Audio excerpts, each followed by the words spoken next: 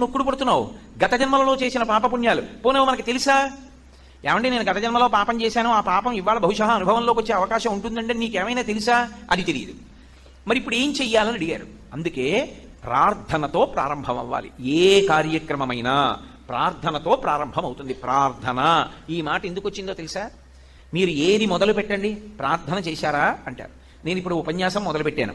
ఉపన్యాసం మొదలుపెట్టే ముందు నేనేం చేశాను? ప్రార్థన చేసి మొదలుపెట్టాను. ప్రార్థన అంటే ఈశ్వర, ఏమో గత జన్మలలో నేను పాపము చేసి ఉండవచ్చు, పుణ్యము చేసి ఉండవచ్చు, కానీ నేను చేసినటువంటి పాపం ఏదో ఉండి ఉంటుంది. ఏమీ లేకపోతే మనుష్య శరీరం ఎందుకు వస్తుంది? పాపపుణ్యాలు రెండు ఉంటేనే మనుష్య శరీరం ఇస్తారు. కానీ నాకు మీరు ఒక్క ఉపకారం చేసి పెట్టండి.